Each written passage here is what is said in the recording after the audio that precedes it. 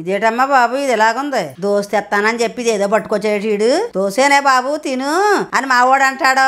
ఇది చూస్తే ఏదో లాగుంది అదేటో నాకు తెలదు గాని తిని చూస్తే మాత్రం చాలా రుచిగా ఉంది. బాగుంది ఇదేదో కొత్త వెరైటీ లాగా ఉంది. పచ్చడి పనిలో పడి నేను ఫోన్ లో ఎప్పుడొచ్చి పనిలో మా కోళ్ళు ఇద్దరు కలిసి టిఫిన్ పిండి నానబెట్టడం మర్చిపోయామమ్మా. అందుకని ఇవాళ ఒప్పుకు లేక బయట తెచ్చే బాబు అన్నాను. మా కోళ్ళ కొడుకు వెళ్ళి బయటికి ఇదేదో దోశ అంటే పట్టుకొచ్చారు. అదేదో దోశ కాదమ్మమ్మ బాబు, ఇది పిజ్జా దోశ. మన Kakinada Vivekananda park opposite street నుంచి రైల్వే స్టేషన్ కి వెళ్లే రోడ్ లో డిఎఫ్సి అని ఉంటదండి, దోశ ఫ్యామిలీ సెంటర్. దోశల్లో ఇన్ని రకాలు ఉంటాయని అక్కడికి వెళ్ళాకే తెలిసిందండి మాకు. మేము రెగ్యులర్ గా ఉల్లి దోశ, ప్లెయిన్ దోశ ఇలాంటివన్నీ తిన్నాం గానీ ఇలా పిజ్జా దోశ ఎప్పుడు తినలేదు. సో అందుకోసమే అత్తయ్యకి వెరైటీగా కూడా కనిపిస్తుందని చెప్పి పిజ్జా దోశ ఆర్డర్ చేసాం. నాకైతే ఇక్కడ ఎగ్ దోశ అలాగే ఘీ కారం దోశ అంటే చాలా ఇష్టం. ఇప్పుడు ఆ లిస్ట్ లోకి పిజ్జా దోశ కూడా వచ్చేసింది. రెగ్యులర్ గా పిజ్జా అయితే తింటాం గానీ పిజ్జా దోశ ఎప్పుడు ట్రై చేయలేదు కదా. సో నేను బుజ్జి ఇద్దరం కూడా ఇది ఎప్పుడెప్పుడు తిందామా అని వెయిటింగ్ అనమాట. పైగా ఇది చాలా కలర్ఫుల్ గా కూడా కనిపిస్తుంది. మన కాకినాడలో మీరు అలా వెళ్ళినప్పుడు ఎప్పుడైనా ఒకసారి ట్రై చేయండి.